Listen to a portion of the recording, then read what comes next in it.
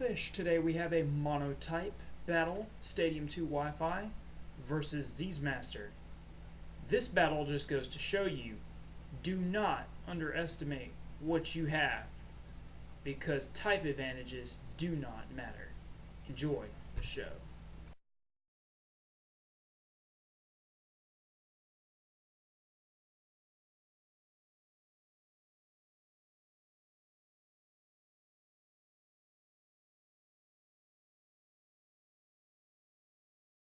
Find the computer room!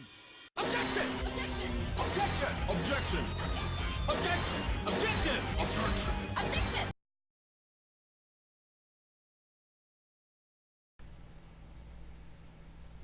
Alright guys, let's take a look at this. Looking at Z's team, I can see clearly here that he's running mono water as far as our Monotype here. Looking at threats on his team as far as mine, well, I'm running rocks, so everything threatens me. The reason I chose the rain in the background is because of the fact that, like I just said, everything's rock. He's going to be using tons of water moves. As far as on the front of water moves, I've got Shuckle and Corsola who do mirror coat and take things out. The biggest goal here is going to be dealing with Slowbro and Cloyster. Kabutops and Politoed could be physical, and Lantern's going to be overall mixed if I can get it somehow paralyzed. I have Earthquake on Golem and Tyranitar, and Hidden Power Ground on Aerodactyl that I can come back in and deal with if need be.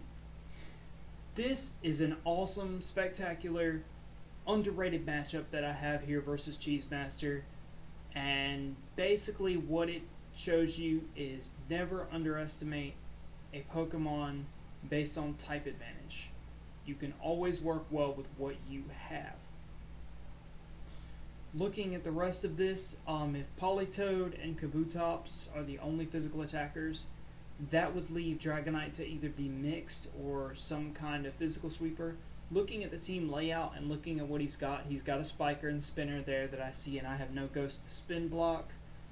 I'm going to be setting up the Sand, and we're going to have a Weather War in second generation. Kind of a rare thing, kind of not seen very much. I need to do kind of like A-Star the Third, and I need to sit down and make like 500 second generation teams and like practice like all the time on Stadium 2 on my separated file than the other. But anyway, thank you guys for checking out this battle. I hope you guys enjoyed the match with Xezemaster. Sandstorm versus the Rain. Let's have us a weather warfare in second gen. Let's get on with the battle.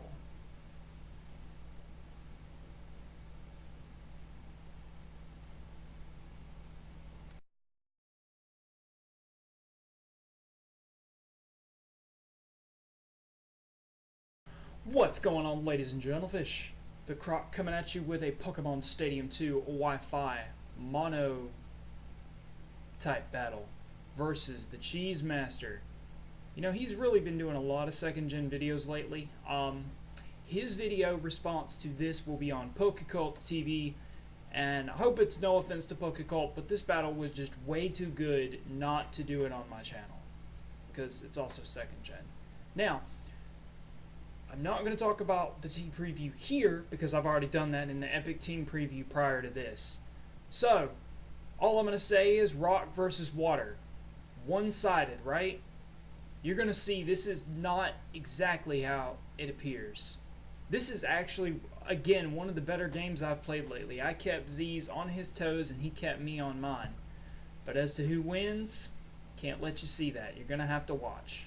So let's get right into this battle. I am actually going to lead something. I'm going to lead my Dragonite. I was hoping Cloyster was not going to be his lead, but Professor Layton sees that Cloy is the lead. Now I'm fearing Ice Beam. I could have stayed in right here and just gone for a Dragon Breath, knowing he's probably going to spike up since he did lead. It's not like he's afraid, but if I had Thunderbolt, well, then he'd probably cry. But I don't, so I'm going to go out to Grossberg. I'm thinking that I could take everything from this thing, and he sees this, and I think he messages me here in a couple seconds, and he's like, I feel this is going to be very one-sided, rock versus water. But I actually take Surf pretty well, and I'm going to set up the Sand. And even at this point, I was just like, why did I bring this crap? I'm running Weather in 2nd gen. What am I doing exactly? Another Surf takes me down pretty far. I'm just going to go for the Toxic and miss, failably. And Sand is going to do a little bit of work. Not too much, but a little bit. So I end up actually making a very questionable call here. I almost switched out, but then again, you have to remember when you're playing Stadium or any version for the most part, when you switch out, you have a chance to give them 2 attacks. So I'm just going to fodder off my Grossberg, and he predicted me to go into anything, predicting him to go for the Surf. That's why I went for the Ice Beam, predicting Dragonite. I'm going to go out to Laura Pops. Now, Laura Pops is Lance Armano's girlfriend and, fake kidnapping and whatever. And Laura's just kind of out here. She's just like, okay, I've got Mirror Coat, so what's going to happen here is he's going to go for Surf. It's stabbed. It's going to do a pretty decent chunk to Corsola, but I have the Mirror Coat. And he was like, oh my goodness, Mirror Coat. And I like how at 24 health, Sandstorm takes him down. So Cloyster's out of the game from the Sandstorm residual damage. And down goes Cloyster. But Cloyster's not really a big issue as far as his team. So next up on the list is going to be Slowbro. Now thinking Slowbro is going to want to do something like Thunderwave or Surf, which he does decide to Thunderwave. I just play it safe and go for the Recover. And he just goes for the Earthquake, and this crit does matter. It takes me down to 16 HP, and the Sandstorm dies. Again, for the 2nd time in this battle, I am going to be foddering off my active just to set up the Sand. And that's just to keep the residual damage going throughout the battle, as he opts to Thunder Wave me, and really didn't have a good switch into that. So Laura's pretty much done her job. She took out the Cloyster, and she set up the Sandstorm. So I like how L Pops is male. But that's okay. So Corsola is going to go down here, and he takes an early 5-4 lead. Yeah, 5-4. So it's not too big of a lead, but it's okay. So I'm going to bring Leighton back out. Now, knowing this thing probably has Ice Beam, it's probably not the best thing to bring out against Slowbro, but in all honesty, like I said in the beginning of this is Rock Water. I don't really have a lot of switches to come into Slowbro. So I am going to get the Para right off the bat, and he's going to go for the Thunder Wave. You'll notice Aziz is way too big of a fan of Thunder Wave. He uses it a lot, so... But the Sandstorm is going to, damage both of us, and I'm actually a rest-talking Dragonite. Now, prior to this battle, I didn't really know how this set was going to work out, but he's going to go out to Dora the Explorer, also known as Lantern. It's really not Dora the Explorer. I just saw Explorer and made it funny. So my Leighton is paralyzed, taking some Sandstorm damage, and he's going to set up the Rain. So now we've got a Weather War in 2nd gen, like that ever will happen again. But Sand and Spikes actually work pretty nice as residual damage, doing about the same as Stealth Rocks.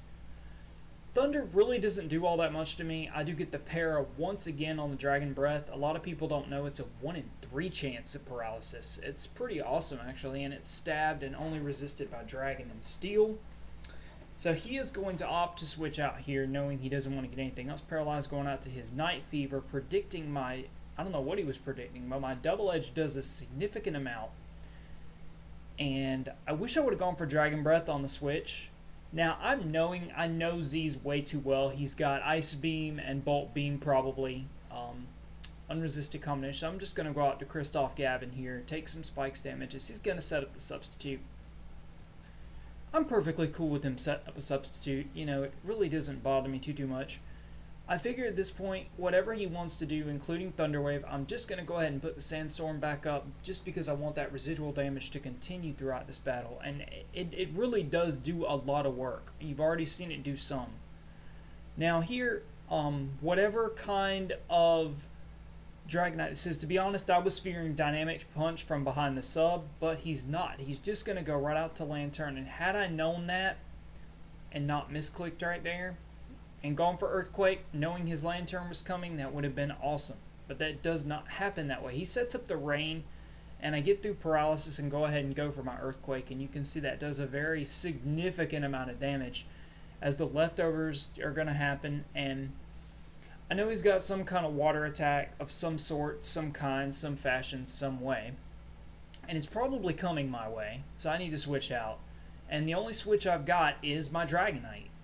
But Dragonite resists both stab moves from Lantern, so as long as it doesn't have the Ice Beam, which even at this point I was fearing, but my suspicions are confirmed that he does not have the Ice Beam. So I'm going to go ahead and rest here, knowing I can take anything from him, and he's also going to choose to rest, so pretty lousy right there, but that way we're both at full health, we both can do whatever we want. I can sleep talk, he can do whatever. So I'm going to catch the sleep talk, and the double edge does a very nice chunk of damage to Lantern. And he's not a rest talker, he's just a rester with some leftovers. And he's handling that pretty well. So at this point, it is a 5-4 lead still on top. And I'm just going to keep going for sleep talk as I get the Dragon Breath this time. And I get a crit. It didn't matter because he can just rest up next turn. I was kind of hoping that I would kill with this double edge, but I'm not going to. I'm going to come very, very close. Knock him very close back down to 35, and he's going to have to rest this turn, giving me a free turn to switch out or do whatever. Now Z's knows that he could also switch at any point, knowing that he can very well take everything. He's predicting me to go for double edge again. He predicts very well. Seeing that damage from Dragonite, he's going to go out to his Kabutops. Now Kabutops, I get surprised on this first turn being faster. I don't know if it's a speed tie or if I just luckily was faster than him. So I'm going to go for the Dragon Breath, and he's going to go up to +2, and I'm wondering if he's got some kind of stab move, and he does have a stab move. He has HP Rock, which you're going to see right here. As I'm still faster, I get to go for another Dragon Breath, and I get the para, and luckily the Hidden Power Rock does not take me out. I'm down to 18. I could honestly rest here, and I don't. I don't know why I didn't. I guess I figured I could just go for another Dragon Breath, again not having a very good switch. He goes straight through Paralysis and kills me off with an HP Rock. Now I'm pretty cool with that because now his speed is in half. As he takes a 5-3 lead, I'm going to bring in Maximilian Galactica. Not going to overpredict. I was thinking Ancient Power to hit the Bug type, and it would have killed, but I go for Hidden Power Ground instead, and I should have gone Ancient Power. I forgot that Kabutops is not part bug. It looks like a bug, but it's water rock. So he's going to bring out Slowbro, and Slowbro can easily Thunder Wave Aerodactyl. It's really not scared of anything it can do. I'm just kind of hoping I can go for something. I decide to put up the Sand first, which ends up mattering. It does help me later on with this Slowbro. As he's going to go for the Thunder Wave, I'm going to, get my Miracle Berry off and allow myself to stay unparalyzed for now.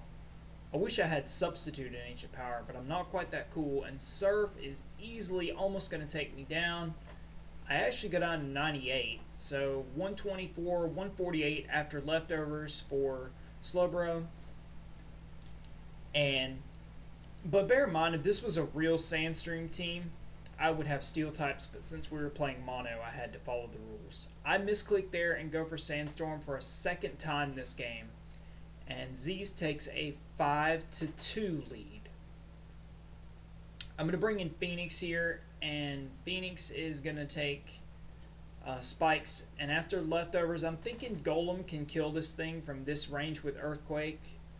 But again, Slowbro is too bulky for himself. Slowbro is bulky enough to take whatever. And the Earthquake almost takes him down to 10 HP. And of course he breaks through Paralysis, and Surf will kill me. So now he is 5-1, and Kristoff comes in here, and I'm going to be able to easily take this Slowbro out. I'm really not too scared. Sandstorm takes Slowbro down. We are left at a 4-1 game, and it would have been closer. It honestly is closer than it appears, just because Sandstorm did a lot of work, and it is kind of novice, especially with Mono Rock. He told me, I kept him on his toes. He's going to go for the belly drum here, and I'm hoping to God Rock Slide kills. But even Rock Slide and the Sandstorm subsides, I honestly think that would have killed Politoed. And that would have mattered a lot because he wouldn't have been able to rest. But he still had we'll look at the end of this battle. I forgot what he still had, but I'm paralyzed, and he's easily going to be able to go for the +6 Earthquake and take out Christoph Gavin. And that was an amazing game, Z's. To be honest, Sandstorm did a lot more work than I thought it did, especially being Monotype. He still had Dragonite and Politoed. So I had a decent chance to come back. 2 misclicks do matter, but this battle goes to show you that I put in a lot of good work, even being weak to every type on his team and having pretty much no switch-ins and no options. So, Vex advice for today: never underestimate the Pokemon you're given. Use everything to its full potential. So until next time, guys, thank you so very much for watching this amazing, intense, sort of one-sided battle with Xezemaster. Rate, comment, subscribe, click that lovely button on the top of my page if you haven't done so already for my page and PokeCult TV and Xezemaster. And until next time, guys, we'll see you. Have a good one.